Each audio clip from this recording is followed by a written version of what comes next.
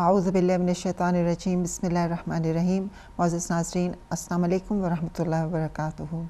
नाज़रीन, उम्मीद है कि आपके माह रमज़ान के जो रोज़े हैं वो खैर आफ़ियत से गुज़र रहे होंगे और आप इस माह के शब व रोज़ की रहमतों से महज़ूज़ हो रहे होंगे। बस हमारी कहते हैं कि दुआओं में सबसे पहली दुआ जो है वो हमारे वक़्त के इमाम ज़माना की सलामती के हवाले से होनी चाहिए। तो हम भी दुआ करते हैं कि परवरदिगार हमारे इमाम अल-अस्र इमाम मेहदी अलैहिस्सलाम के ज़हूर में ताजील फरमा दे और ताकि वो आके इस दुनिया को अदल व इंसाफ से पुर कर दें और हम सब को उनके आवाज़ पे लब्बैक कहने की तौफ़ीक़ अता फ़रमाए। इलाही आमीन। जैसे कि हम जानते हैं कि हमारा जो सैटरडे का हम और माह रमज़ान का स्पेशल प्रोग्राम है, उसमें हम कुरान मजीद की फ़जीलत के हवाले से गुफ्तगू कर रहे हैं और आज भी हम इसी टॉपिक को इंशाल्लाह कंटिन्यू करेंगे। और जैसे कि हम जानते हैं कि माह रमज़ान कुरान मजीद की नुज़ूल का महीना है और कुरान मजीद एक ऐसा बहर बेकरां है कि जिसकी तहों तक पहुँचना बहुत मुश्किल है। कुरान मजीद जो है वो क़यामत तक के लिए राह हिदायत है। हर दौर, हर ज़माने, हर वक्त के लिए के लोगों के लिए एक बेहतरीन गाइड है। और हदायत टीवी की तरफ से बहुत से ऐसे प्रोग्राम पेश किए जा रहे हैं जिसमें कि कुरान मजीद की अहमियत, उसकी फ़जीलत और कुरानी आयात की तफसीर भी बयान की जा रही है। लेकिन हमने भी सोचा कि हम भी अपने इस मशअल राह के स्पेशल प्रोग्राम हम और माह रमज़ान में कुरान मजीद के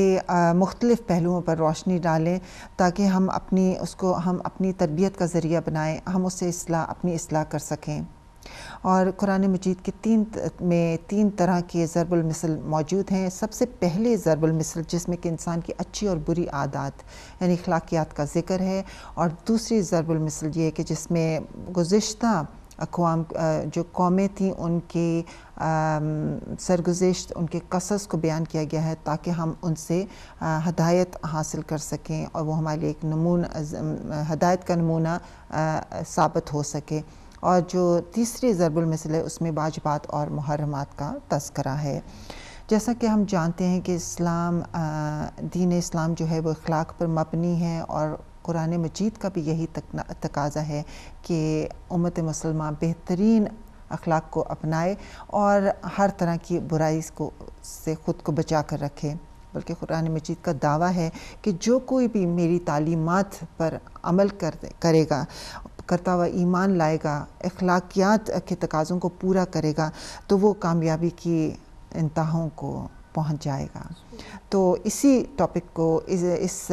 हमने आज इंशाल्लाह लेकर आगे चलेंगे और हम आज अखलाकियात पे रोशनी डालने की कोशिश करेंगे। और अखलाकियात के हवाले से हमें इस कुरान मजीद की बेहतरीन जो बेहतरीन मिसाल है वो सूरह हुजरात में मिलती है। इसको सूरह अदब, सूरह अखलाक भी कहा गया है। तो आइए हम इसी गुफ्तगू को आगे बढ़ाते हैं। मेरे साथ मौजूद हैं मोहतरमा सैयदा फ़रहत हुसैन साहिबा। अस्सलाम वालेकुम वरहमतुल्लाहि वबरकातुहू। वालेकुम वरहमतुल्लाहि वबरकातुहू। कैसे चल रहे हैं आपका माह रमज़ान? अल्लाह का बड़ा फजल व करम है कि जिस अमल से रूह को सुकून मिलता है तो वो अय्याम बहुत तेज़ी से गुज़रते हैं। और अल्लाह का बड़ा फजल व करम है कि माह रमज़ान की बरकतों से हत्तुल इम्कान कोशिश की जा रही है कि इससे इस्तिफ़ादा हासिल किया जाए और जितनी भी अपनी इस्लाह कर सकते हैं, जितना अपने अंदर तक़वा पैदा कर सकते हैं उसको पैदा करने की कोशिश की जाए। बेशक इंशाअल्लाह ताला। जैसे कि अभी मैंने ज़िक्र किया कि हम अखलाकियात के हवाले से आज गुफ्तगू करेंगे और दीन इस्लाम जो है वो अखलाकियात का मज़हब है। तो मैं चाहूँगी कि मैंने आज सूरह हुजरात को हमने अपना मौजू बनाया है, बहस का मौजू बनाया है। तो हम चाहेंगे कि इससे पहले कि हम सूरह हुजरात की तरफ बढ़ें,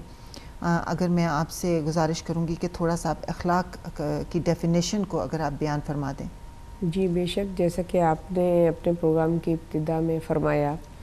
कि कुरान मजीद जो कि माह रमज़ान में नाजिल हुआ और असल अगर देखा जाए तो कुरान की बहार माह रमज़ान है کہ جس کی اس ماہ رمضان میں جب ہم قرآن کی تلاوت کرتے ہیں تو جس طریقے سے بہار میں اسپرنگ میں بلاسمز جو ہیں وہ نکلتے ہیں، اسی طریقے سے جب ہم قرآن کی تلاوت کرتے ہیں تو ہمارے قلب میں بھی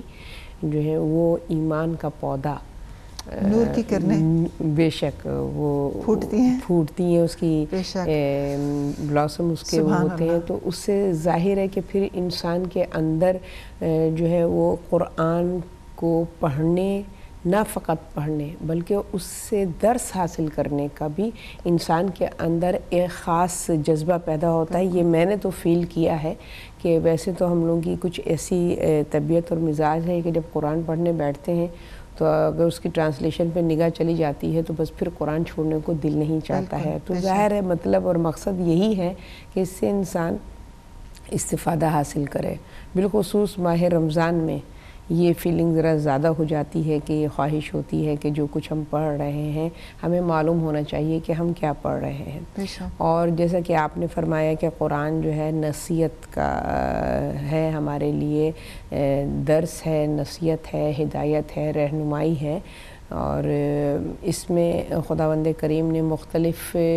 سوروں کے ذریعے سے، مختلف مضموعات کے ذریعے سے ہماری ہدایت کی ہے۔ اور اگر دیکھا جائے تو جس سورہ کا بھی آپ نے مینشن کیا، جو سورہ کو سورہ الحجرات کو، تو اس میں بھی خداوند کریم نے ایک تربیت کا بہت ہی نفیس پہلو ہے۔ اگر ہم حقیقی معنوں میں سورہ الحجرات کو انڈرسٹینڈنگ کے ساتھ پڑھیں گے تو ہم کو معلوم ہوگا کہ قرآن کے 3 سورے ہیں کہ جن کی ابتدا یا ایھا الذین آمنوا سے ہوتی ہے، جس میں خداوند عالم صاحبان ایمان کو ایڈریس کرتا ہے، اور وہ ہے سورہ مائدہ ہے، سورہ الحجرات ہے اور سورہ ممتحنہ ہے، کہ جن کو خداوند عالم نے، اگر آپ دیکھیے تو ان تینوں سوروں میں خداوند عالم نے جس چیز کو فوکس کیا ہے وہ اخلاقیات ہے، کہ اخلاق پہ بیس اس کی ہدایات ہے کہ جو معاشرتی، حکومتی اور انفرادی تینوں حالتوں کے لیے بہت ہی بہترین نمونہ ہے، اور اگر انسان حاصل کرنا چاہے اس سے نصیحت اور اس سے درس حاصل کرنا چاہے تو یہ بہترین سورہ ہیں۔ اور اس میں سورہ الحجرات کی جو کہ مختصر سورہ ہے، جس میں فقط 18 آیات ہیں، اور اس میں خداوند عالم نے اس سورہ کی ابتدا اتنا بہترین اخلاق کے ساتھ کی ہے کہ وہ خلق عظیم کہ جو کہ محمد مصطفیٰ صلی اللہ علیہ وسلم ہے، کہ جن کی خداوند کریم سورہ قمر کی آیت نمبر 4 میں جو ہے وہ ان کی بیان فرما رہا ہے کہ وَإِنَّكَ لَعَلَىٰ خُلْقٍ الْعَظِيمٍ، کہ ہم نے نبی کو خلق عظیم کے ساتھ فائز کیا، یعنی کہ بہترین خلق اگر اس کائنات میں کسی کے اندر ہے تو وہ ذات محمد ہے۔ اور احادیث اور روایتوں سے بھی ہمیں یہ اندازہ ہوتا ہے کہ رسول خدا صلی اللہ علیہ وسلم کے اخلاق نے جس تیزی کے ساتھ دین حق کا پرچار کیا ہے، اور دین حق جو ہے اس کو فتح اور کامیابی اور کامرانی عطا ہوئی ہے، اس میں ایک بہت امپورٹنٹ رول اور اہم رول جو ہے وہ محمد مصطفیٰ صلی اللہ علیہ وسلم کا مینرزم ہے، ان کا اخلاق ہے۔ تو ہمیں دیکھنا چاہیے کہ ہم جس کے امتی ہیں وہ ہمارا رہبر و ہادی، اس کے اندر بہترین کوالٹی کیا ہے؟ وہ خلق عظیم ہے۔ لہٰذا اس کے فالوورز، اس کے امتیوں پر بھی یہ فریضہ عائد ہوتا ہے کہ ہم بھی اپنے کیریکٹر بلڈنگ کے لیے جو اپنے کردار کی تشکیل دیتے ہیں تو اس کا بیس جو ہے وہ مینرزم ہونا چاہیے، اخلاق ہونا چاہیے۔ آپ نے فرمایا اخلاق کسے کہتے ہیں؟ اخلاق تہذیب اور تمدن اور ادب اور آداب کا نام ہے۔ اخلاق وہ بیہیویئر ہے کہ جو ہر ایک کے اندر پیدا نہیں ہوتا، اسی کے اندر پیدا ہوتا ہے کہ جس کا قلب پر نور ہو، سبحان اللہ، جس کا دل روشن ہو، جس میں وسعت قلبی ہو، یعنی کہ دل جتنا ہیلدی ہوگا اتنا زیادہ آپ کا مینرزم جو ہے، آپ کا اخلاق، آپ کا خلق عظیم اور بہترین ہوگا۔ تو اخلاق وہ عمل ہے کہ جو آپ اپنے بیہیویئر کے ذریعے سے خود اپنی شخصیت اور پرسنالٹی کا تعارف پیش کرتے ہیں۔ کہتے ہیں نا، مولا علی ارشاد فرماتے ہیں کہ انسان جب اپنی زبان کھولتا ہے تو اس کی زبان کے نیچے اس کی شخصیت ہے، اس کا تعارف ہے، کس خاندان سے بلونگ کرتا ہے، کس ماں باپ کی آغوش میں تربیت پائی ہے، اس کی گفتگو جو ہے وہ اس کا تعارف پیش کرتی ہے۔ اگر اس گفتگو میں اخلاق و مینرزم ہوتا ہے تو اس کو نسبت دی جاتی ہے بہترین تربیت اور بہترین حسب و نسب سے، اور اگر اس کے اندر بد اخلاقی ہو، تہذیب نہ ہو، دوسروں کی رسپیکٹ نہ ہو۔ اخلاق ایک بہت ہی وائز ایک ٹاپک اور موضوع ہے کہ جس کو بیان کرنے کے لیے ایک عمر چاہیے، مگر بہرحال ہم انشاءاللہ سورہ الحجرات کی روشنی میں کوشش کریں گے کہ اخلاق کو ڈیفائن کر سکیں اور بیان کر سکیں ناظرین کے روبرو، کہ تاکہ ہمارے اندر بہترین اخلاق پیدا ہو اور ہمارا شمار ان قوموں میں ہو کہ جن کی مثال قرآن میں بھی ملتی ہے کہ بہترین اخلاق کے مالک تھے، اور بہت سی قومیں ایسی گزری بھی ہیں کہ جن کے اخلاق کی مثالیں دی جاتی ہیں، اور خداوند عالم نے اپنی بلیسنگ اور اپنی نعمتوں کا نزول کیا ہے ان قوموں پر۔ بے شک امام جعفر صادق علیہ السلام کا قول ہے کہ جس شخص کے اندر 5 چیزیں موجود نہ ہوں وہ اچھی صفات کا حامل نہیں ہوتا، کہ جس کے اندر دین، عقل، حیا اور حسن خلق اور حسن ادب۔ تو یہ ساری ایسی چیزیں ہیں جو کہ ہم سمجھتے ہیں کہ آئی تھنک بہترین اخلاق کا مجموعہ آپ کہہ لیں۔ تو اگر ہم قرآن مجید کی آیات پر صرف غور کریں تو خداوند کریم خود اپنے کہتے ہیں کہ مقام عظمت کے باوجود دیکھیں کہ وہ کس طرح سے لوگوں کو ایڈریس کر رہے ہیں۔ بے شک۔ تو وہی ایک ہمارے لیے بہترین مثال ہے کہ ہم کم از کم اگر ہمیں اور چیزوں سے نہیں سمجھ آتی تو ہم تھوڑی سی اسی میں شاید شرم محسوس کر لیں کہ دیکھیں پروردگار جو کہ اتنا عظیم بلند مقام رکھتا ہے اور وہ ہمارے ساتھ اس طرح سے مخاطب ہو رہا ہے، تو ہم آگے سے اس کے بندوں کے ساتھ کس طرح کا رویہ رکھتے ہیں۔ ابھی جیسے کہ آپ نے سورہ حجرات کی پہلی آیت پہ روشنی ڈالی کہ جس میں ہے کہ اے ایمان والو، خدا اور اس کے رسول سے کسی چیز سے آگے نہ بڑھا کرو اور اللہ کا تقوی اختیار کرو، بے شک خدا سننے والا اور جاننے والا ہے۔ یہاں ایک چیز جس کو یہاں پہ بتایا جا رہا ہے، جس کی کہ رسول خدا سے جو چیز آگے بڑھ جائے، اس کا مطلب ہے کہ اس کے اندر تقوی نہیں ہے۔ بے شک آگے نہ بڑھو اور تقوی اختیار کرو۔ اگر تم آگے نہیں ہو تو اس کا مطلب ہے کہ تمہارے اندر تقوی ہے، تو تمہارے اندر ان کی رسپیکٹ بھی جو ہے وہ موجود ہوگی۔ تو میں چاہوں گی تھوڑا سا اگر آپ اسی کے حوالے سے مزید اس کے اوپر روشنی ڈالیں کہ اس میں کیا پیغام دیے جائے۔ صرف رسول خدا کے آداب کے بارے میں ہمیں بتایا جا رہا ہے کہ اس کے ساتھ ساتھ ہمیں ظاہر ائمہ معصومین کے آداب یا ہمارے جو والدین ہیں یا ان میں اور جو لوگ ہیں ان کے آداب کا بھی میسج ہے۔ بے شک آپ نے جیسا کہ فرمایا کہ سورہ الحجرات کی ابتدائی آیت میں خداوند عالم ارشاد فرما رہا ہے یا ایھا الذین آمنوا، دیکھیے صاحبان ایمان کو مخاطب کیا ہے، لا تقدموا بین ید اللہ و رسولہ واتقوا اللہ ان اللہ سمیع العلیم، کہ اے صاحبان ایمان۔ صاحبان ایمان کو یہاں اس لیے مخاطب کیا گیا ہے کہ صاحبان ایمان جو ہیں وہ عمل کے اس پر بھی فائز ہیں۔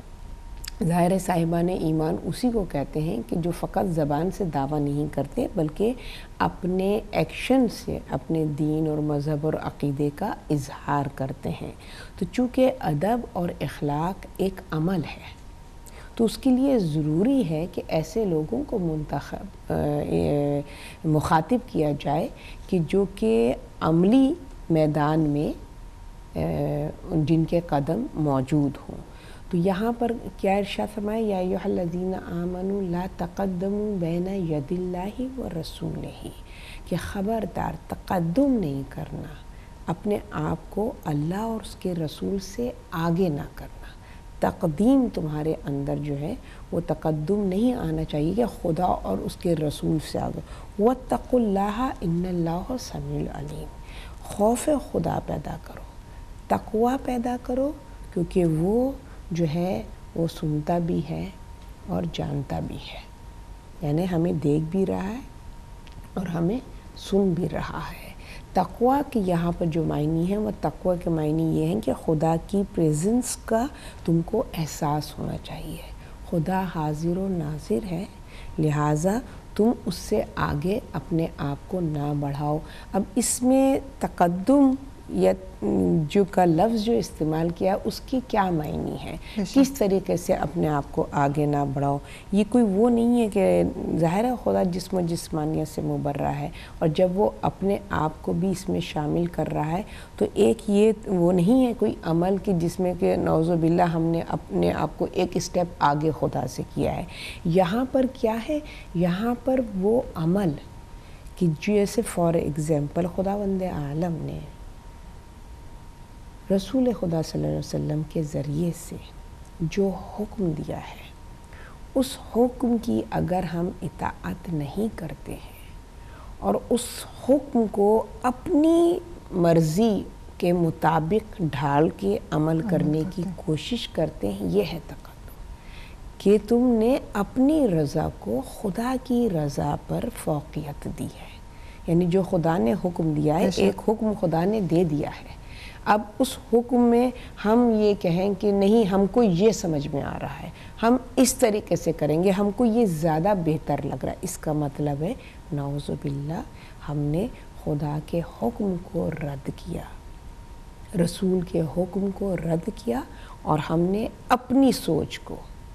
اور اپنی انڈرسٹینڈنگ اور سمجھ کو فوقیت دی. تو یہاں جو تقدم ہے وہ اس معنی میں آتا ہے کہ جو حکم خدا نے دے دیا ہے اس حکم میں ہمیں اپنی رائے کو داخل نہیں کرنا ہے. جو احکامات اس نے ہم پر واجب کر دیے ہیں, چاہے وہ خدا ہے یا اس کا نمائندہ رسول خدا صلی اللہ علیہ وسلم کی ذات ہے. کیونکہ دیکھیے رسپیکٹ جو ہے, احترام جو ہے, وہ خداوند کریم کے ساتھ ساتھ رسول خدا صلی اللہ علیہ وسلم کا ہے, پھر ان کے ساتھ ساتھ اہل بیت اطہار کا ہے, پھر ایک یہ چین ہے, پھر اس کے ساتھ ساتھ ان علماء اور استاد کا بھی ہے جن کے ذریعے سے تم تک یہ میسیج پہنچے ہیں. یعنی کہ مسلسل جو تم سے بہتر ہیں عملی طور پہ, جن کا انڈرسٹینڈنگ دین کے بارے میں, خدا کے بارے میں, رسول کے بارے میں تم سے زیادہ ہے, ان کا بھی احترام ہے. مگر مقدم ذات رسول اور اللہ اور اس کا نمائندہ رسول خدا صلی اللہ علیہ وسلم کی ذات ہے. بالکل, یعنی کہ جو رسول خدا صلی اللہ علیہ وسلم نے حلال کیا ہم پہ, ہم اس کو حرام نہ قرار دیتے ہیں, اور جو حرام کیا اس کو ہم اپنی مرضی سے, اپنی سوچ کے مطابق حلال نہ گمان کرنے لگ جائیں. یہ ہمارے لیے, اور اگر آپ تاریخ اسلام میں دیکھیں تو یہ گستاخیاں ہوئی ہیں بالکل. اور افسوس اس بات کا ہے کہ قرآن فہمی رکھنے والے لوگ بھی جو ہے ان گستاخیوں کو پوائنٹ آؤٹ کرنے کے بجائے اس کو اپریشیٹ کرتے ہیں. یعنی آپ دیکھیے کہ جب رسول خدا صلی اللہ علیہ وسلم نے حرام کو حرام اور حلال کو حلال قرار دیا تو قرآن کی آیت آ گئی, یہ حرام محمد قیامت تک کے لیے حرام ہے, حلال محمد قیامت تک کے لیے حلال ہے. اب اس میں کوئی تبدیلی نہیں ہے, کوئی چینج نہیں ہے. مگر ہم نے دیکھا کہ بعد رسول بہت سی ایسی چیزیں تھیں کہ جو حلال تھیں جن کو حرام قرار دیا گیا, اور جو حرام تھی ان کو حلال قرار دیا گیا ہے. تو یہ کیا ہے, لا تقدم کی آیت کو یہ ایکسپلین کرتا ہے کہ خداوند کریم نے ارشاد فرمایا کہ تم خدا اور اس کے رسول سے آگے قدم نہیں بڑھاؤ, ان تحبط اعمالکم وانتم لا تشعرون, اور اگر تم نے اس بات پر عمل نہیں کیا تو تمہارے اعمال ضائع ہو جائیں گے اور تم کو خبر تک نہیں ہوگی. وہ رب العزت جو ارشاد فرماتا ہے سورہ زلزال میں, فَمَن مِثْقَالَ ذَرَّةٍ خَيْرٍ یَرَا وَمَن مِثْقَالَ ذَرَّةٍ شَرٍّ یَرَا، کہ جو ایک چھوٹی سی بھی نیکی ہے وہ بھی تمہاری ضائع نہیں ہو رہی، یعنی کہ وہ بھی ریزرو ہو رہی ہے، اور ایک چھوٹی سی بدی بھی ہے وہ بھی نگاہ قدرت سے جو ہے پوشیدہ نہیں ہے۔ وہ رب کہہ رہا ہے ان تحبط اعمالکم، کہ تمہارے تمام زندگی کے اعمال ضائع ہو جائیں گے، اور وَأَنْتُمْ لَا تَشْعُرُونَ، اور تمہیں خبر تک نہیں ہوگی کہ اگر تم نے جو ہے وہ رسول خدا صلی اللہ علیہ وسلم کا احترام نہ کیا، ان کے حکم کے آگے سر تسلیم خم نہیں کیا، تو تمہارے اعمال ضائع ہو جائیں گے۔ اور یہ صرف رسول خدا صلی اللہ علیہ وسلم کے زمانے کے لوگوں کے لیے نہیں تھا، تا قیامت تک کے آنے والے لوگوں کے، ہم سب کے لیے یہ ایک پیغام ہے کہ جو کچھ بھی ہم سمجھیں یا جو کچھ بھی احکامات ہم جیسے بھی بجا لائیں وہ قرآن کے مطابق، اور رسول خدا نے یہ پیغام چھوڑا کہ قرآن اور اہل بیت کو چھوڑے جا رہا ہوں، تو اگر ہم نے یہ دو چیزوں کو ہی نہیں دامن تھاما تو پھر بھی اس کا مطلب ہے کہ ہم ان سے اپنی مرضی سے ہم ان سے تقدم کیا، ہم نے اپنی مرضی سے قدم بڑھا لیا، اور ہم نے سمجھا کہ ہمارے لیے ایک چیز کافی ہے۔ تو جیسے کہ ابھی ہم چلتے ہیں اسی سورہ حجرات کی آیت نمبر 11 کی طرف، اس میں بہت ہی خوبصورت اخلاق کے میسج ہیں، کیونکہ ہمارا جو پروگرام ہے اس میں ہمیں وقت کی بھی پابندی ہوتی ہے، تو اس کا بھی لحاظ رکھتے ہوئے ہم اس کو پوری سورہ الحجرات جو ہے وہ اتنی خوبصورت ہے ناظرین کہ ہم چاہیں گے کہ آپ اپنے فارغ وقت میں ضرور اس کی تلاوت کریں، کیونکہ ماہ رمضان جو ہے یہ ایک بہترین مہینہ ہے اپنے اصلاح کرنے کا، اور اگر ہم نے اس میں اصلاح کر لی تو انشاءاللہ تعالیٰ پروردگار سے دعا کرتے ہیں کہ پروردگار اسی اصلاح کے ساتھ ہم اپنا اگلا بھی سارا سال جو ہے، بلکہ اگلی ساری زندگی تا قیامت تک وہ ہماری اصلاح ہمارے ساتھ قائم رہے۔ تو سورہ الحجرات کی آیت نمبر 11، جس میں پروردگار دیکھیں کیسے پھر سے پروردگار کیسے ایڈریس کر رہا ہے لوگوں، اے ایمان لانے والوں،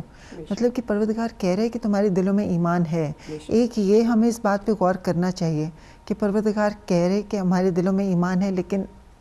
ہم اس کو ویلیو نہیں کر رہے ہیں ایمان کو جو ہمارے دلوں میں۔ تمہارے مردوں میں سے ایک گروہ دوسرے گروہ کا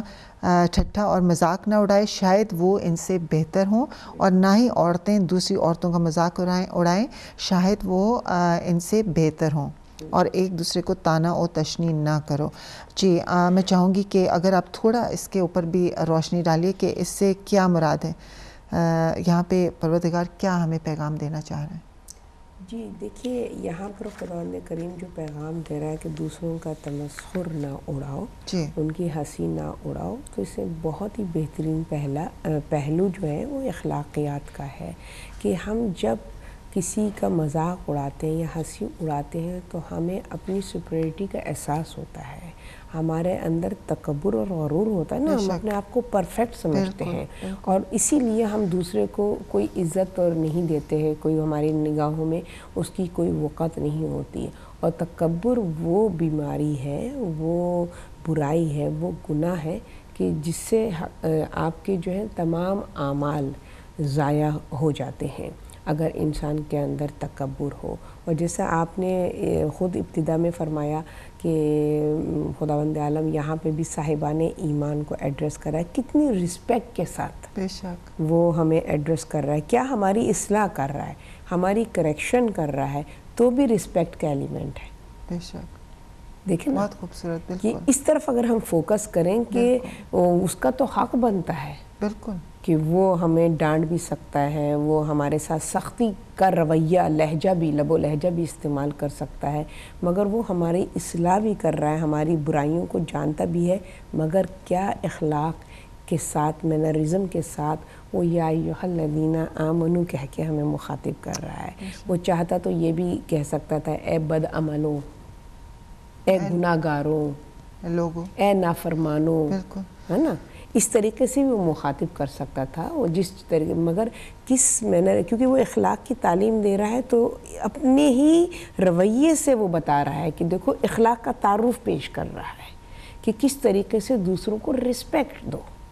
تو وہ رب کے جو گناہ گاروں کو بھی رسپیکٹ کے ساتھ، اور ہم جو کہ ہمارا ظاہر بھی جانتا ہے اور باطن بھی جانتا ہے، اور ہم جو فقط ظاہر جانتے ہیں اور اس ظاہر کو بھی مکمل نہیں جانتے ہیں. بے شک ہے نا,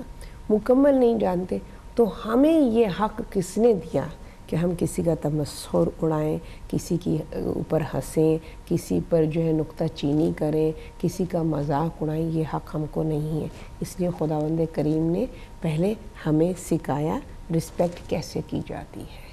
ایسے لوگوں کو جو دوسروں کا مذاق اڑا رہے ہیں ان کو بھی خدا رسپیکٹ سے مخاطب کر رہا ہے. اے صاحبان ایمان, کسی کا مذاق نہیں اڑاؤ, کیونکہ ہو سکتا ہے تم نہیں جانتے عمل میں وہ تم سے کہیں درجہ زیادہ بہتر ہو, تو تمہیں کوئی حق نہیں ہے کہ تم ان کا مذاق اڑاؤ. اللہ سبحانہ وتعالیٰ کے نزدیک جو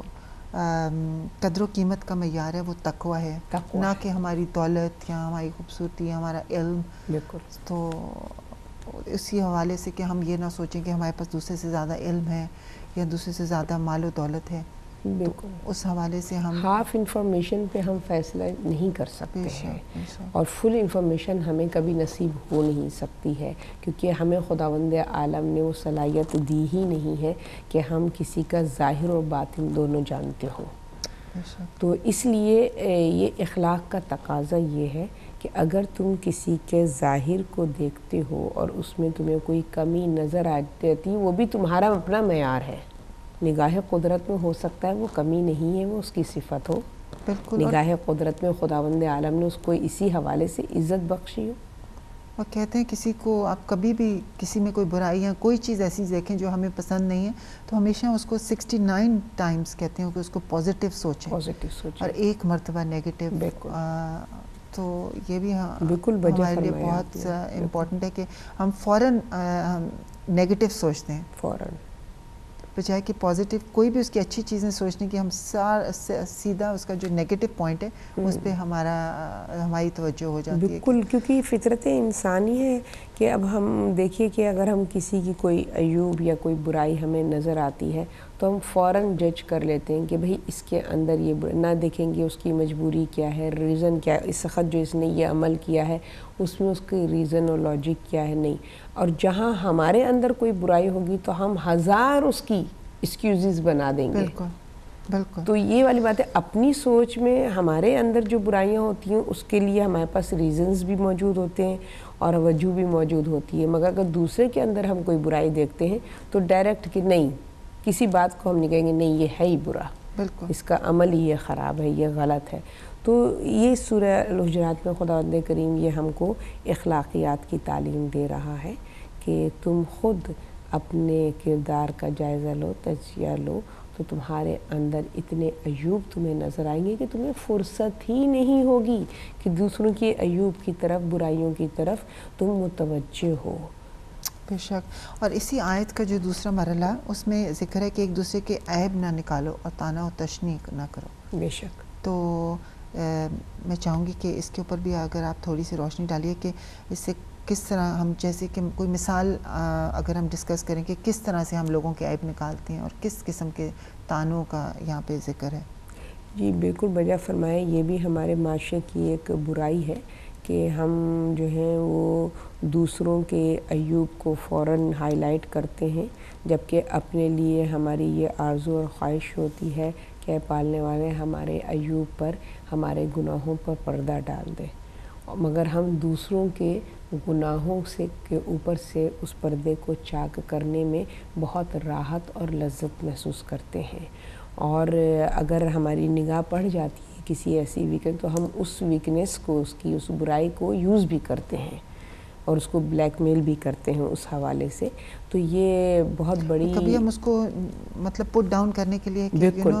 آپ نے یہ صحیح, یا نماز ہی لے لیں تو آپ نے یہ صحیح نہیں پڑھی, یہ نہیں اس طرح کیا, اور فوراً جیسی نماز ختم ہوئی تو ہم اس کو پوائنٹ آؤٹ کریں گے. اور فقط یہی نہیں, دیکھیں اگر کہ ہمیں حقیقی معنوں میں سنسیئرٹی کے ساتھ اگر ہم اس کی اصلاح کرنا چاہتے ہیں تو ہم ایک تو ہمارے کہنے کا طریقہ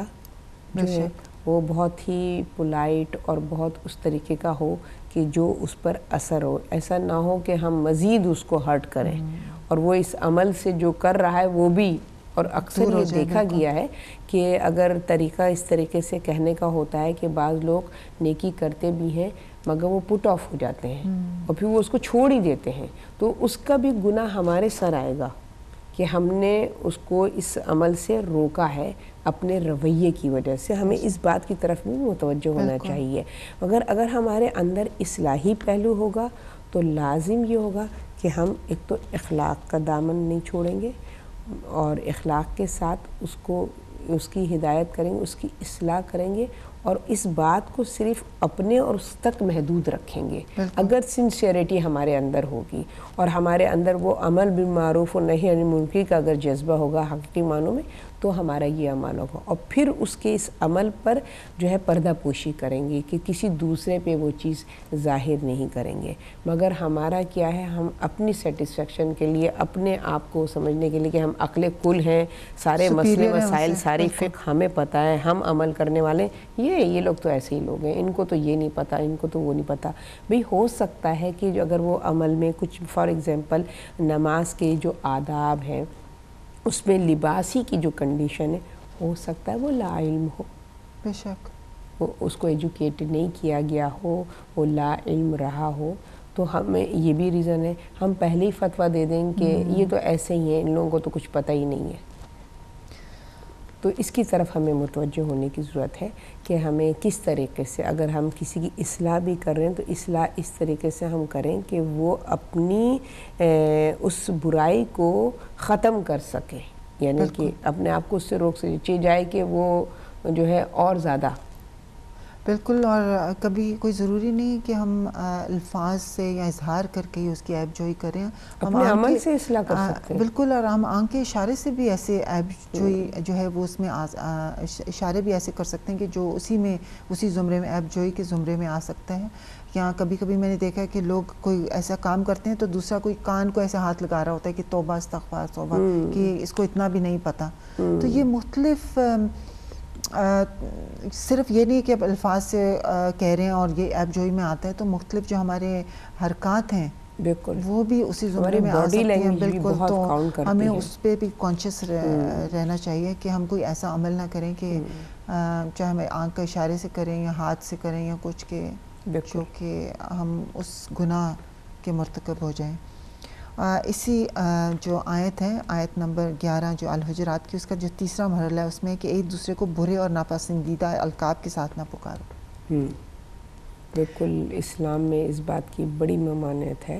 کہ آپ کسی کو مطلب کہ ایون جو حق خداوند کریم نے باپ کو عطا کیا ہے اولاد کے نام رکھنے کا، اس پر بھی خدا نے جو ہے ہدایت کی ہے، رہنمائی کی ہے کہ اپنی اولاد کے نام کیسے رکھو. اس طرح کے نام مت رکھو کہ جو بے معنی ہوں، اور اس طرح کے نام مت رکھو کہ جو اس کی شخصیت کو مسخ کر دیں، اس کی شخصیت کو جو ہے وہ خراب کر دیں. تو باپ کو بھی نام رکھنے کے لیے اتنا وہ کہا گیا ہے کہ کس طریقے کے اپنے بچوں کے نام رکھو. تو جائے کہ ہم ایک عام انسان کسی دوسرے کے اوپر نکتہ چینی کریں، اس کو برے ناموں سے مخاطب کریں، تو یہ اس کی خدا بالکل اجازت نہیں دیتا. ایک مثال ہمیں پڑھ رہی تھی کہ رسول خدا کی ایک زوجہ تھی صفیہ، تو انہوں نے جا کے رسول خدا سے شکایت کی کہ آپ کی کسی زوجہ نے مجھے بتایا کہ ایسے کہہ کے پکارتی ہے یہودی کی لڑکی، یہودی کی بیٹی، تو مجھے بہت برا محسوس ہوتا ہے. تو رسول خدا کو بھی بہت برا. انہوں نے کہا کہ تو نے آگے سے یہ کیوں نہیں کہا کہ ہارون کی بیٹی ہے یا موسیٰ تیرا چچا تھا یا تو محمد کی بیوی ہے. تو مطلب کہ اس کو بھی رسول خدا نے، حالانکہ وہ انہی کی زوجہ تھی، لیکن پھر بھی اسی ایکشن کو کنڈیم کیا کہ نہیں، اس طرح سے کسی کا حق نہیں بنتا کہ وہ کسی کو برے القاب سے پکارے. بالکل. آپ نے بجا فرمایا کہ یہ روایتوں میں ہم کو ملتا ہے کہ ازواج رسول میں سے ایک زوجہ کے پاس کوئی خاتون ملنے کے لیے آئیں، اور جب وہ گئی ہیں تو انہوں نے رسول خدا سے جیسے ان کے بارے میں جو گفتگو کی، تو ان کے اندر جو بھی کوئی کمی تھی اس حوالے سے ان کو مخاطب کیا کہ وہ فلاں آئیں تھیں، جیسے کہ اگر کہا جائے کہ چھوٹا قد تھا یا شکل کالی تھی یا کچھ اس طریقے کے، کوئی جملہ مجھے ایگزیکٹ ابھی یاد نہیں آ رہا. تو اس طریقے سے انہوں نے رسول خدا سے ان کے حوالے سے گفتگو کی، تو رسول خدا نے ان سے کئی دن تک بات نہیں کی. کہ تم کو یہ حق نہیں پہنچتا کہ مخلوق خدا کی توہین کرو اور خود تم جج کرو کہ اس کے اندر اگر کوئی عیب ہے تو اس کو تم ہائی لائٹ کر کے اس کے بارے میں گفتگو کرو. بالکل. اور پھر اسی آیت کے آخر میں کہا گیا ہے کہ اور وہ جو لوگ جو توبہ نہ کریں اور ان اعمال سے دستبردار نہ ہوں ظالم اور ستم گیر جو ہیں ان میں ان کا شمار ہوگا. اور ابھی جیسے اس سے پہلے بھی آپ فرما رہی تھیں کہ جو شخص کسی کا مذاق اڑائے تو اس کے سارے اعمال ضائع ہو جاتے ہیں. تو کتنی بڑی بات ہے کہ اگر ہم نے اپنی ساری زندگی اتنی محنت کی ہے, نمازیں پڑھی ہیں, روزے رکھے ہیں اور جو نیکیاں کی ہیں, اور اگر ہم یہ چھوٹا سا ایک عمل کر لیں, کسی کو ایک مرتبہ ہم نے کسی کا مذاق اڑایا یا تان و تشنی کیا, جو بھی اس طرح سے ہم نے برے الفاظ سے یا عیب جوئی کی, تو اگر ہمارے سارے اعمال ضائع ہو جائیں تو آئی تھنک ہم سب کو اس چیز پہ غور و فکر کرنے کی ضرورت ہے کہ ایک ایکشن کی وجہ سے ہمارے سارے زندگی کے اعمال ہیں, کتنے سالوں کے اعمال وہ ضائع ہو سکتے ہیں. بالکل بالکل بجا فرمایا آپ نے. آپ یہ دیکھیے کہ یہ عام انسان کی بات نہیں ہے, انبیاؤں کو بھی خداوند کریم نے اس حوالے سے تنبیہ کی ہے کہ مطلب کہ انبیاؤں کو بھی یہ حق نہیں دیا ہے کہ وہ کسی کو کے عمل کو جج کر کے اور کوئی فیصلہ کر سکیں. جیسے کہ رسول خدا صلی اللہ علیہ وآلہ وسلم نے اپنے اصحاب میں یہ اس واقعے کو بیان کیا کہ حضرت ابراہیم کی ایک صفت تھی, خلیل اللہ تھے, کہ وہ مہمانوں کو بلاتے تھے اپنے گھر اور ان کی خاطر مدارات کرتے تھے. اور ایک دفعہ جب انہوں نے کچھ مہمانوں کو بلایا تو آپ نے جو ہے ان سے کہا کہ ابھی دعوت حق دیتے تھے, اور آپ نے ان کو دعوت حق دی اور انہوں نے ریفیوز کر دیا, تو آپ نے ان کو اپنے دسترخوان سے ہٹا دیا, اس بات پہ بھی حضرت ابراہیم کے تنبیہ ہوئی کہ تم نے ان کے آگے سے رزق کو کیوں ہٹایا, رزق دینے والا میں ہوں یا تم ہو. غالباً شاید یہ تو نہیں کہ انہوں نے بسم اللہ نہیں پڑھی تھی, بسم اللہ نہیں پڑھی تھی, کچھ اس طریقے کا ہوا تھا عمل, ان سے سرزد ہوا تھا. مجھے ایگزیکٹ ابھی اس کا واقعہ پوری طرح یاد نہیں ہے, مگر ان پر بھی تنبیہ گئی. اور پھر وہ گئے اور جا کے معذرت کی اور دوبارہ بلا کر لے کر آئے. تو ایک نبی کہ جو لوگوں کی ہدایت کے لیے آیا ہے اور جو لوگوں کی اصلاح کے لیے آیا, ان پر بھی خداوند کریم کہتا ہے کہ وہ جب تم ہدایت اور رہنمائی کر رہے ہو تو احسن طریقے سے. قرآن کی آیات, رسول خدا صلی اللہ علیہ وسلم تو خلق عظیم تھے, مگر ان کو بھی جب دعوت کا کے لیے کہا گیا کہ تم لوگوں کو جو ہے وہ دعوت دو اور لوگوں کو حق کی طرف بلاؤ, تو یہ کہا گیا کہ احسن طریقے سے. اے رسول, جب تم دعوت اسلام دو تو احسن طریقے سے دو. تو جب انبیاء و مرسلین کے لیے کنڈیشن لگا دی کہ اخلاقیات کا دامن اپنے ہاتھ سے نہیں چھوڑنا ہے تمہیں, ان لوگوں کی اصلاح اور رہبری اور ہدایت کرنی ہے, تو مینرزم کے ساتھ, اخلاق کے ساتھ, تو ہم جیسے گناہ گاروں کو یہ حق کیسے دے سکتا ہے کہ ہم اپنے عمل میں اپنے آپ کو سپیریئر سمجھ کے جس لب و لہجے سے چاہیں لوگوں کو مخاطب کر سکتے ہیں, ان کی عیب جوئی کر سکتے ہیں, ان کے عمل کو جو ہے وہ اس پہ نکتہ چینی کر سکتے ہیں. ہم کو یہ ہرگز حق حاصل نہیں ہے. بے شک. اور وہی کہا کہ جو توبہ نہیں کرے گا وہ ظالموں میں, اس کا شمار ظالموں میں ہوگا. تو اس کے بعد جو سورہ الحجرات کی آیت نمبر 12 میں ہے کہ اے ایمان لانے والوں بہت سے گمانوں سے پرہیز کرو, کیونکہ بعض گمان گناہ ہیں. بے شک. اور ہرگز دوسروں کے کاموں میں تجسس نہ کرو. تو میں چاہوں گی کہ آپ تھوڑا سا فرمائیں گے کہ تجسس سے کیا مراد؟ یہ تجسس بھی اس حوالے سے ہے کہ جب ہم جو ہیں وہ اپنی تو ہمیں اپنے عمل کی اور اپنے اس کی تو فکر نہیں ہوتی, مگر دوسروں کے گھر میں کس طریقے کا طریقہ کار ہے زندگی گزارنے کا, دوسروں کی طرف ہم زیادہ تجسس اس سینس میں ان کے گھر میں کیا ہو رہا ہے, کیا چل رہا ہے. آپ کا مطلب ہے تجسس پازیٹیو وے میں بھی یوز ہوتا ہے اور نیگیٹیو وے میں؟ تجسس کو اگر ہم دیکھیں کہ ہاں اگر آپ کی وہ نیت, دیکھیں نا سارے اعمال نیت پر ہے, اگر کنسرن پہلو آپ کا ہے کہ آپ اس لیے متفکر ہیں عمل خیر کی طرف عمل خیر کی طرف کہ ان کی کچھ جیسے ہیلپ کر دیں یا کچھ ان کی مطلب پرابلم کو سولو کر دیں یا اس طریقے کا اگر ہے تو وہ پازیٹیو اس میں آ جاتا ہے کہ بھئی ایک جیسے کہ پڑوسی کا حق بنتا ہے کہ آپ اس کی لک آفٹر کریں. آپ کو معلوم ہونا چاہیے کہ پڑوسی بھوکا تو نہیں سو گیا، چاہے اس کا دین کچھ بھی ہو، چاہے اس کا مذہب کچھ بھی ہو. تو یہ تو اخلاقیات میں آتا ہے کہ آپ کیئر کرتے ہیں. جو ہوتی ہیں کہ نیبرہڈ جو ایک ہوتا ہے نا کہ آپ اس میں نیبرز کی کیئر ہے،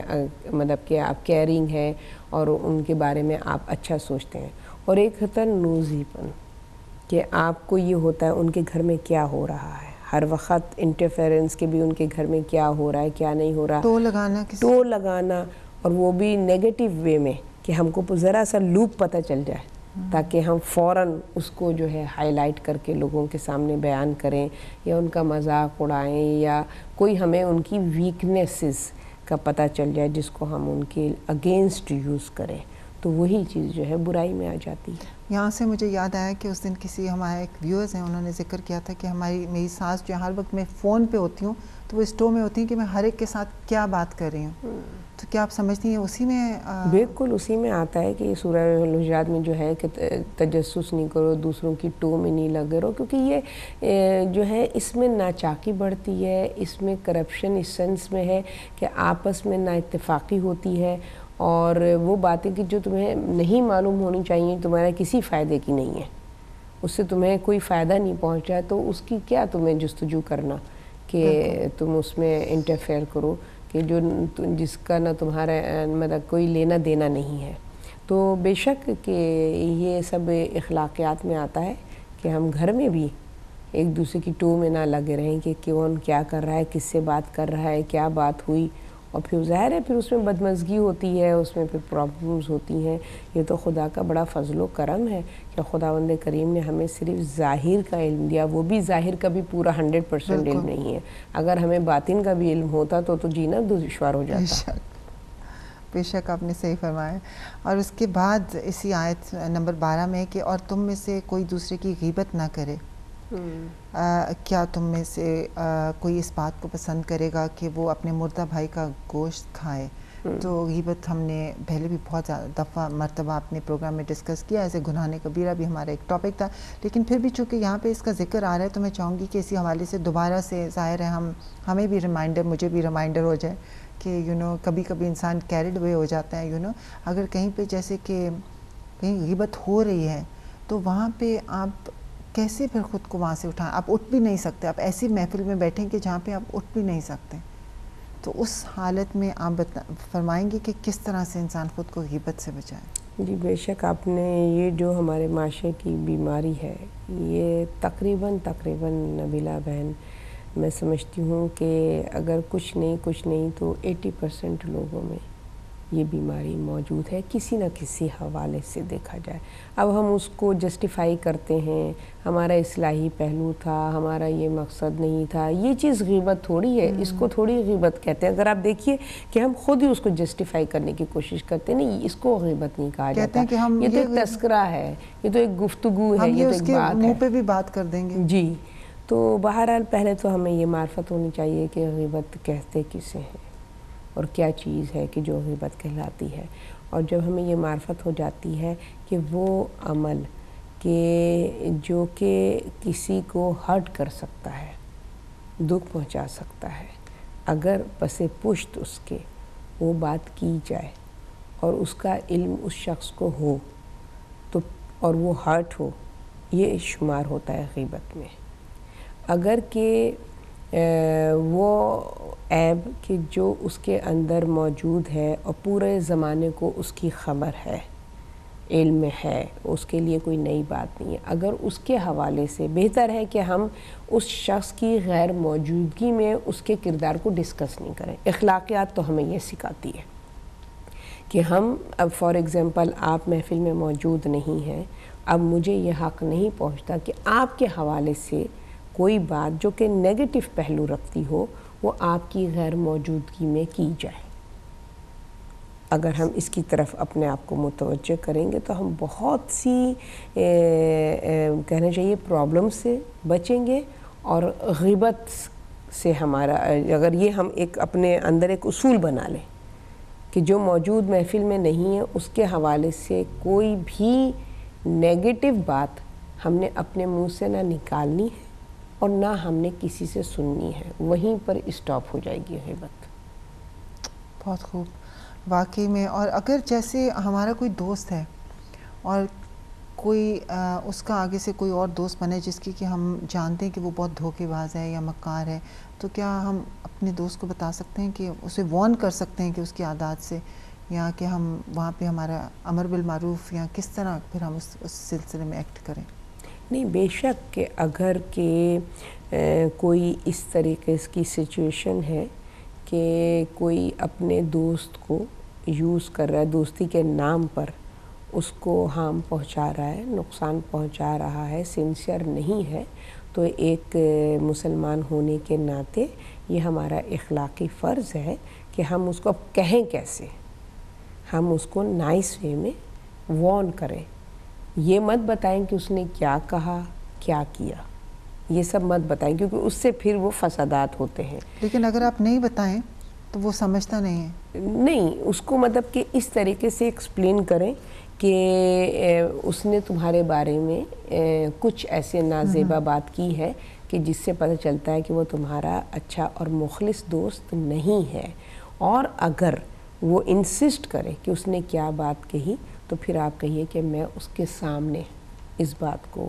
بیان کروں گی کہ اس نے تمہارے ساتھ اس طریقے، تو وہ پھر غیبت نہیں ہوتا، پھر وہ آمنے سامنے کی ایک گفتگو ہو جاتی ہے۔ تو اس لحاظ سے کیونکہ دیکھیے بہت سے ہمیں مواقع ایسے نظر آتے ہیں کہ جہاں پر خداوند کریم نے رسول خدا صلی اللہ علیہ وسلم کو وارن کیا ہے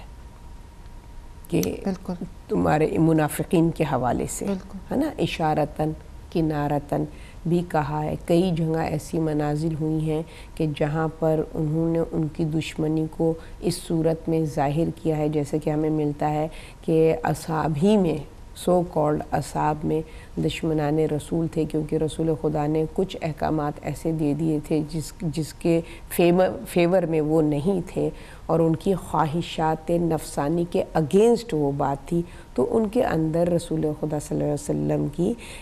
جو ہے نفرت ان کے دل میں پیدا ہوئی، اور انہوں نے یہ پلان کیا کہ رسول خدا صلی اللہ علیہ وسلم کو حملہ کر کے چھپے چوری ان کو ہلاک کر دیا جائے، اور خداوند عالم نے پھر ایک روشنی کے ذریعے سے، ایک لائٹ کے ذریعے سے ان کے چہروں کو عیاں کر دیا، ظاہر کر دیا، اور جیسے ہی وہ چہرے ظاہر ہوئے رسول خدا صلی اللہ علیہ وسلم کو پتہ چلا، اور ان کے ساتھ ایک اور ان کا مخلص صحابی تھا کہ جس کو وہ چہرے نظر آئے، تو رسول خدا صلی اللہ علیہ وسلم نے پرومس کیا اس صحابی سے کہ تم اس واقعے کا ذکر نہیں کرنا۔ دشمنان رسول تھے، رسول کو ہلاک کرنے کا پلان بنایا تھا، پھر بھی رسول خدا نے اس کی پردہ پوشی کی، جبکہ خداوند کریم نے ان کے چہروں کو عیاں کر دیا تھا۔ تو یہ دیکھیں، یہ ہے خلق عظیم کہ اس طریقے کا رویہ ان کی امت میں بھی ہونا چاہیے کہ اگر ہمیں کسی کے بارے میں کچھ اس طریقے کی بات پتہ چلے تو ہم حتی الامکان کوشش کریں کہ ہم اس کے اس بات کو پوشیدہ رکھیں۔ بے شک، اور دیکھیں یہ ساری باتیں بیان کرنے کے بعد پروردگار کہہ رہے کہ اگر تم ان سب برائیوں سے بچ کے رہو گے تو پھر خدا کا تقوی اختیار کرو، کہ اگر تم بچ کے رہو گے تو پھر تمہارے اندر ایک تقوی پیدا ہو جائے گا، آپ تقوی کی منزل پہ پہنچ جاؤ گے۔ تو کتنا اچھا ہمیں میسج مل رہا ہے کہ اگر ہم دوسروں کے بارے میں غلط گمان نہ کریں، تجسس نہ کریں، کسی کے بارے میں تجسس کرنے کی رکھنے کی کوشش نہ کریں، دوسروں کی غیبت نہ کریں۔ 2-3 پوائنٹس ہیں، لیکن اس میں کتنے یہ جو پوائنٹس ہیں وسیع پوائنٹس ہیں، میں کہوں گی کہ کیونکہ اس میں صرف ایک پوائنٹ کی طرف نہیں، غیبت اٹ سیلف ایک بہت بڑا معاشرے کی برائی یا بیماری کہہ لیں، اگر اسے ہم چھوڑ دیں تو پروردگار کہہ رہے ہیں یہاں پہ فرما رہے ہیں کہ خدا کا تقوی اختیار کرو، اور خدا توبہ قبول کرنے والا اور مہربان ہے۔ تو میں چاہوں گی کہ آپ تھوڑا سا اس کے پر بھی روشنی ڈال دیں، کیونکہ وقت کی نزاکت کو دیکھتے ہوئے بس ہمارے پاس اتنا وقت نہیں ہوگا کہ اس کی تفصیل میں جا سکیں، لیکن پھر بھی میں چاہوں گی کہ اگر ہم نے اتنی برائیوں کو ڈسکس کیا تو پھر اس کا پازیٹیو بھی کہ ہم کیسے اپنے اندر تقویٰ اختیار کریں. تو پھر ہم تقویٰ کیا چیز ہے؟ یہاں پر جو میرے جو انڈرسٹینڈنگ ہے ان آیات کے حوالے سے اور جو مفسرین نے اس کو ڈسکرائب کیا ہے اس کی روشنی میں جو سمجھی ہوں، یہاں پر تقوی کے حوالے سے جو گفتگو کی ہے کہ تقوی اختیار کرو، اس کا مطلب یہ ہے کہ خدا کی موجودگی کا احساس کرو کہ خدا حاضر و ناظر ہے. یہاں لفظ تقوی جو ہے کہ تقوی اختیار کرو اور خدا سے توبہ کرو، کیونکہ جب اس کو تم اپنے روبرو اپنے سامنے محسوس کرو گے کہ خدا حاضر و ناظر ہے. واتقوا اللہ ان اللہ سمیع علیم، کہ جیسے ابتدا کی آیات میں خداوند عالم نے ارشاد فرمایا کہ تقوی اختیار کرو وہ رب کہ جو کہ سب کچھ جانتا ہے، دیکھ رہا ہے، علم رکھتا ہے. تو جب ہم خدا کو حاضر و ناظر جانیں گے تو خود بخود ہمارے اندر برائیوں کے لیے بریک لگ جائے گی. کیونکہ دیکھیے ہوتا ہے نا کہ جو چیز سے کوئی شخص منع کرتا ہے، ہم کیا کوشش کرتے ہیں وہ سامنے نہ ہو، اس کے سامنے ہم یہ عمل نہ کریں کیونکہ اس نے ہم کو منع کیا ہے. تو اب جب خداوند کریم ہم کو ان عیوب کی سے منع کر رہا ہے، تجسس نہ کرو، غیبت نہ کرو، دوسروں کے نام نہ رکھو، ٹو میں نہ لگے رہو، اور دلوں میں فسق و فجور پیدا نہ کرو، ایک دوسرے کے دلوں میں نفرتیں نہ پیدا کرو، تو یہ مسلسل نصیحت کر رہا ہے. تو اب ان عیوب سے اپنے آپ کو کیسے بچایا جا سکتا ہے؟ اس کا طریقہ صرف ایک ہی ہے کہ واتقوا اللہ، تقوی اختیار کرو، خدا کو حاضر و ناظر جانو. کیونکہ جب تم خدا کو حاضر و ناظر جانو گے تو خود بخود برائی کے اوپر تمہیں بریک لگ جائے گی. اگر وقت ہے تو میں ایک واقعے کے ذریعے سے اس کو ایکسپلین کر سکتی ہوں کہ کس طریقے سے آپ اپنے آپ کو جو ہے وہ متقی ہو سکتے ہیں، تقوی اختیار کر سکتے ہیں. ایک واقعہ ہے، ابن جوزی نے تحریر کیا ہے اور اس کو مروی کیا ہے مالک ابن دینار نے، کہ وہ کہتے ہیں کہ میں ایک بازار سے گزر رہا تھا تو میں نے دیکھا کہ ایک تندور کے آگے وہ لوہے کا جو کارخانہ تھا جس میں لوہے کو شیپ دی جاتی ہے، تو وہ ایک شخص تھا کہ جو اس کارخانے میں کام کرتا تھا اور لوہا گرم کر کے اس نے ہاتھ ہی سے اس پیس کو اپنے اٹھایا اور ایک مقام پہ رکھ دیا. تو میں حیران رہ گیا کہ تندور میں سے گرم لوہے، تپتے ہوئے لوہے کو ہاتھ میں لینا اور ہاتھ نہ جلے تو کیا وجہ ہے؟ وہ فوراً جستجو اس کے اندر پیدا ہوئی کہ میں پوچھوں کہ یہ کرامت جو ہے اس کے اندر کس عمل کے ذریعے سے پیدا ہوئی. تو وہ شخص کے پاس گیا، پوچھا کہ آخر کیا ریزن ہے کہ تم نے گرم تپتا ہوا لوہا اپنے ہاتھ میں بڑے آرام سے اٹھا کے ادھر سے ادھر رکھ دیا. تو بہت جب اصرار کیا تو اس نے اس واقعے کو تحریر کیا کہ میں ایک شہر میں رہتا تھا اور جہاں پہ قحط پڑا اور اناج اور یہ غلہ جو تھا وہ بالکل ہی جو ہے وہ ناپید ہو گیا اور میرے پاس گندم کا اسٹاک تھا. تو میرے پاس ایک عورت آئی جو کہ اہل سادات میں سے تھی اور اس کے چھوٹے بچے تھے. تو اس نے مجھ سے ریکویسٹ کی کہ مجھے تھوڑا قرضے کی صورت میں تم گندم دے دو اور جب میرے حالات بہتر ہوں گے تو میں وہ تمہیں واپس کر دوں گی. تو اس نے جب اس پہ نگاہ کی تو بہت ہی پریٹی گرل تھی، بہت ہی خوبصورت عورت تھی. تو فوراً ہی شیطان اس پر حاوی ہوا اور اس نے ایک کنڈیشن رکھی کہ میں اس صورت میں تم کو یہ گندم دوں گا کہ تم میرے ساتھ ناجائز تعلق رکھو. وہ ظاہر ہے پاک و پاکیزہ عورت ہی چلے گئی. دوسرے دن آئی، مجبور ہو کے پھر آئی، پھر اس نے یہی کہا. تیسرے دن پھر جب اس کے بچے بھوک سے مرنے لگے اور برے حال میں ہو گئے تو جب وہ آئی اور اس نے پھر وہ آفر اس کے سامنے رکھی تو اس نے مجبور ہو کے اس کو کہا کہ ٹھیک ہے میں تمہارے اس پر راضی ہوں مگر میری ایک کنڈیشن ہے، اور کنڈیشن یہ ہے کہ میں اس گناہ کو سب کے سامنے نہیں کر سکتی، ایسے مقام پہ جانا کہ جہاں پر کوئی نہ دیکھ رہا ہو. تو اس نے کہا اس کی تم پرواہ نہیں کرو، فکر نہیں کرو، میں انشاءاللہ یہ انتظام کر دوں گا. اب اس نے ایک مقام مخصوص کیا اور اس کے بعد وہ عورت وہاں پہنچی اور وہ لرز رہی تھی. تو اس شخص نے کہا کہ تم کیوں لرز رہی ہو اس طریقے سے؟ تو اس نے کہا کہ تم نے میرا وعدہ پورا نہیں کیا، میں نے تم سے کہا تھا ایسے مقام پہ لے کر جانا کہ جہاں کوئی نہ ہو. تو اس نے کہا کہ بے شک یہاں تو کوئی نہیں ہے. تو کہا یہ کیسے تم کہہ سکتے ہو کہ کیا اس وقت خدا ہم کو نہیں دیکھ رہا؟ اور یہ جو فرشتے یہاں پر بیٹھے ہوئے ہیں کیا ان کی نگاہ ہمارے اوپر نہیں ہے؟ اس نے اس طریقے سے کہا کہ اس وقت مجھے خدا کے حاضر ناظر ہونے کا احساس ہوا۔ جب اس نے یہ جملہ کہا کہ کیا خدا ہم کو نہیں دیکھ رہا، کہتا مجھے فوراً میری روح میں لرزہ طاری ہوا اور میں نے خدا کے وجود کو محسوس کیا، اور میں نے وہیں پر توبہ اور استغفار کی، اور میں نے اس سے کہا کہ مجھے معاف کر دو کہ میں نے تمہارے ساتھ اس طریقے سے یہ زیادتی کرنے کا ارادہ کیا۔ تو اس عورت نے اس کے حق میں دعا کی کہ پالنے والے تجھے میرا رب تجھے دنیا اور آخرت کی آگ سے محفوظ رکھے۔ کہتے ہیں یہ اس عورت کی دعا کا صلہ ہے کہ اب دنیا کی آگ مجھ پہ اثر نہیں کرتی ہے۔ تو یہ ہے تقویٰ کہ خدا کو حاضر و ناظر جانو، خود بخود جو شیطان تمہارے نفس پر حاوی ہوتا ہے یا تمہارا نفس تمہارے اوپر حاوی ہوتا ہے، اگر خدا کو حاضر و ناظر جانو گے اور تم تقویٰ پیدا کرو گے تو خود بخود اس برائی سے اپنے آپ کو روک دو گے۔ بے شک۔ اسی تقوی کے اس کے بعد کی جو آیت جس میں کہ آیت نمبر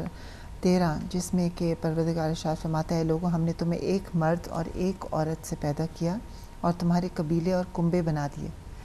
تاکہ تم ایک دوسرے کو پہچان سکو، لیکن تم میں سے زیادہ مکرم و گرامی خدا کے نزدیک وہ ہے جو تم میں سے زیادہ متقی ہے اور خدا علیم و خبیر ہے۔ تو اس پہ بھی میں چاہوں گی کہ مزید تھوڑا سا، ابھی آپ نے ظاہر ہے بہت ہی بہترین مثال دی تقوی کی، اور میرا خیال ہے کہ ہمارے لیے یہ ایک بہترین مثال ہے کہ اگر ہم اس کو سمجھیں اور اس کو درک کرنے کی کوشش کریں، لیکن یہاں پہ پروردگار سے کیا کہنا چاہ رہے ہیں کہ تم ایک دوسرے کو پہچان سکو، تمہارے قبیلے اور کنبے بنا دیے تاکہ تم ایک دوسرے کو پہچان سکو، لیکن تم میں سے زیادہ مکرم وہی ہے کہ جو زیادہ متقی ہے۔ بے شک بالکل بجا فرمایا۔ یہ سورہ الحجرات کی بہترین آیت ہے کہ جس میں آپ دیکھیے کہ ہم لوگ اسٹیٹس کانشیس بہت ہیں، ہم حسب نسب، بے شک حسب نسب کا اسلام میں ایک بہت ہی امپورٹنٹ رول ہے۔ بہرحال یہ حسب نسب جو ہے وہ ہماری اپنی کوئی فضیلت نہیں ہے، ہماری اپنی ذاتی کوئی ہماری ایفرٹ نہیں ہے، ٹھیک ہے نا؟ ہم کس خاندان میں پیدا ہوئے، کس خاندان سے ہمارا تعلق ہے، اس میں ہمارا تو کوئی کمال نہیں ہے۔ تو خداوند کریم ارشاد فرما رہا ہے کہ جو چیز خدا کی طرف سے تمہیں عطا ہو گئی ہے اس پر شکر ضرور کرو، اس پر غرور مت کرو۔ کہ فار ایگزامپل ہمارا تعلق اس قبیلے سے ہے، ہم اس زبان والے ہیں، ہم اس شہر والے ہیں، ہم اس ملک والے ہیں، عرب عجم یہ جو کچھ بھی ہے، ہم پاکستانی ہیں، ہم انڈین ہیں، ہم اردو اسپیکنگ ہیں، ہم فلاں ہیں، ہم فلاں ہیں، تو یہ جو ایک وہ ہے ہم سادات ہیں، ہم فلاں ہیں، جو بھی یہ چیز ہے یہ خدا کی طرف سے ہے نا، اس میں ہمارا کوئی کمال نہیں ہے۔ تو جو چیز میں تمہارا کمال نہیں ہے اس کو تم اپنے لیے وہ معیار نہیں بناؤ، تشکر کرو، انکساری اور عجز ہونا چاہیے کہ خدا نے تم کو اس خاندان میں پیدا کر دیا، اس مذہب میں مطلب کہ اس قبیلے میں پیدا کر دیا، مگر اس میں تمہاری ذات کا کوئی کمال نہیں ہے۔ اور ہم نے بھی، اور خدا یہ بھی بتا رہا ہے کہ ہم نے بھی جو یہ قبیلوں میں اور تمہیں مختلف خاندانوں میں تقسیم کیا ہے یہ تمہارے تعارف کے لیے ہے، ورنہ پھر یہ بھی ہو سکتا تھا نا اس کو کیوں اس خاندان میں کیا، مجھے کیوں نہیں کیا۔ بالکل۔ تو اس کو معیار اس صورت میں نہیں بناؤ، یہ جو ہم نے جو تقسیم کی ہے یہ کسی کو اونچا اور نیچا دکھانے کے لیے نہیں کی ہے، یہ تعارف کے لیے ہے، وہ عادل ہے، وہ جسٹ ہے، لہٰذا یہ تعارف کے لیے ہے۔ ان اکرمکم عند اللہ اتقاکم، تمہارے لیے جو قابل فخر چیز ہے کہ جس پر تم ناز کر سکتے ہو وہ تمہارا عمل تقویٰ ہے۔ اور تقویٰ جیسے میں نے پہلے عرض کیا کہ جس کے اندر جتنا زیادہ خوف الہی ہے، اس بات کا خوف کہ ہمارا کوئی عمل ہمارے رب کی ناراضگی کا سبب نہ بنے، تو بس سمجھ لو کہ تم متقی ہو، ورنہ تو ہم سبھی اپنے آپ کو متقی و پرہیزگار کہتے ہیں۔ آپ کا مطلب ہے یہاں بھی غرور اور تکبر کی طرف یہاں پہ بھی غرور اور دیکھیں تکبر. پہلی آیت نمبر 12 میں اگر ہم دیکھیں تو بھی برائیوں کو بیان کر کے پھر پروردگار نے نیچے کہا تقوی اختیار کرو. اس میں بھی ایک برائی کو بیان کیا، پھر کہا کہ جو تمہیں تقوی میں سب سے بلند ہے وہی میرے سب سے نزدیک ہے. بالکل ایک معیار بنا دیا نا تقوی کا، کہ اپنے آپ کو تم یہ سمجھتے ہو کہ میں متقی ہوں، نماز پرہیزگاری یہ سب ہے، مگر یہ پوری لسٹ ہے. اس لسٹ میں کوئی چیز اگر تمہارے اندر موجود ہے تو تم متقی نہیں ہو. اگر تم غیبت کرتے ہو، اگر تم ٹو لگاتے ہو، اگر تم جستجو کرتے ہو، لوگوں کے انٹرفیرنس کرتے ہو لوگوں کے معاملات میں، یا تم نام رکھتے ہو، لوگوں کا تمسخر اڑاتے ہو، تو اس کا مطلب ہے کہ تم متقی نہیں ہو. کیونکہ متقی جو ہوگا اس کے اندر یہ کوئی بھی عیب نہیں ہوگا. بے شک. ان اللہ سمیع العلیم، جو خداوند عالم ارشاد فرما رہا ہے کہ تمہارے اپنے فیصلے سے نہیں ہے کہ تم متقی ہو گئے ہو، نہیں، خدا دیکھ رہا ہے، خدا جانتا ہے کہ تم کتنے پانی میں ہو، تم متقی ہو کہ نہیں ہو. یہ خدا نے تم کو نہیں یہ حق دیا ہے کہ تم فیصلہ کر لو کہ تم متقی ہو گئے. نہیں، فیصلہ کرنے والا وہ رب العزت ہے، وہ تمہارے ایکشن اور عمل کو دیکھ رہا ہے. بہت شکریہ آپ کا محترمہ فیض صاحبہ. آپ نے بہت ہی خوبصورت انداز میں آج سورہ الحجرات جو ہے اس پہ روشنی ڈالی. اور بس آخر میں ناظرین اتنا ہی ہم کہنا چاہیں گے کہ تقوی الہی جو ہے اس کو ہم مضبوطی کے ساتھ تھام لیں، کیونکہ یہ عروۃ الوثقیٰ ہے. اور امام رضا علیہ السلام فرماتے ہیں کہ ایمان جو ہے وہ اسلام سے ایک درجہ بلند ہے، اور تقوی ایمان سے بلند ہے، اور تقوی سے ایک جو منزل بلند ہے وہ ہے یقین کی منزل. اور لوگوں کے درمیان، اور پروردگار کا ارشاد ہے کہ لوگوں کے درمیان میں نے کوئی چیز یقین جتنی کم جو ہے وہ تقسیم نہیں کی. اور آخر میں بس یہی کہوں گی کہ ہم اپنے تمام بڑے اور چھوٹے گناہوں جو ہیں ان کو چھوڑ دیں. تقوی یہی ہے، تقوی اسی کا نام ہے. اور ہم اس شخص کی مانند ہو جائیں کہ جو کسی خاردار زمین سے گزر رہا ہو، اپنے لباس اور دامن کو اس طرح سمیٹے کہ کہیں اس میں کوئی کانٹا نہ چھپ جائے، اور ہمیشہ اپنے ارد گرد پر نظر رکھے. اور اس کے ساتھ ہی کہ ہر گناہ، جو بھی گناہ ہے اس کو کبھی چھوٹا نہ سمجھو، کیونکہ بڑے بڑے پہاڑ جو ہیں وہ بھی چھوٹی چھوٹی کنکریوں سے ہی بنتے ہیں. بس اور دعا کرتے ہیں کہ پروردگار بحق محمد آل محمد علیہ السلام ہم سب کو توفیق دے کہ جو اخلاق اور اداب کا درس ہمیں سورہ الحجرات میں دیا گیا، پروردگار ہم اس پہ عمل کرنے کی توفیق عطا فرمائے، اور ہمارے تمام گناہوں کبیرہ و صغیرہ کو معاف فرما دے، اور ہمارے وقت کے امام کے ظہور میں تاجیل فرما دے، اور ہمارا شمار ان کے انصار و مددگاروں میں ہو جائے الہی آمین. ناظرین، ہم اس کی ساتھ ہی آپ سے اجازت چاہتے ہیں، لیکن جاتے جاتے اتنا ضرور کہوں گی کہ feedback@hidayat.tv پہ آپ ضرور اپنے کامنٹس دیں کہ آپ کو ہمارا پروگرام کیسا لگا. آپ کے پاس کوئی اور سجیشنز ہوں، کوئی ویوز کہ آپ چاہیں کہ ہم ایسے ٹاپکس اپنے پروگرام میں کور کریں، تو ہم دے ول بی موسٹ ویلکم. تو اس کے ساتھ ہی ہم آپ سے اجازت چاہتے ہیں، لیکن دعاؤں میں ہمیں ضرور یاد رکھیے گا. السلام علیکم ورحمۃ اللہ وبرکاتہ.